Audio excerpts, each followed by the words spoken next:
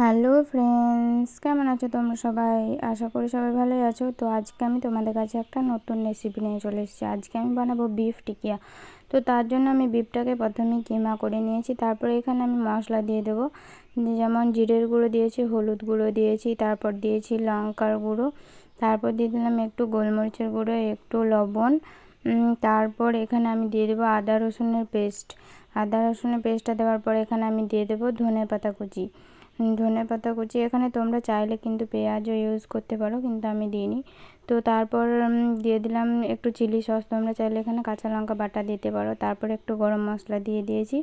তো তারপরে এটাকে আমি ভালো করে একবার মশলার সাথে মাখিয়ে নিলাম। তারপরে এখানে দিয়ে দেবো বেসন।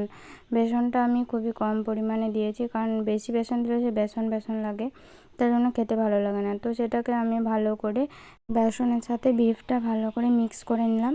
তারপর এটা আমি কিছুক্ষণের জন্য রেখে দিয়েছিলাম। তোমরা চাইলে সঙ্গে সঙ্গেও করতে পারো। তো তারপর আমি এভাবে টিকিয়া যেরকম আকার হয় সেরকম করে গোল গোল করে নিয়েছি। তো এভাবে করে আমি সবগুলোকেই করে নিলাম, দেখো। তো তারপর আমি তেলটাকে গরম করতে দিয়েছি। তেলটা যখন খুব গরম হয়ে যাবে তখন কিন্তু এগুলোকে একটা একটা করে ছেড়ে দেবে। এটা কিন্তু লো হিটে হবে না, এটা কিন্তু হাই হিটেই ভাজতে হবে।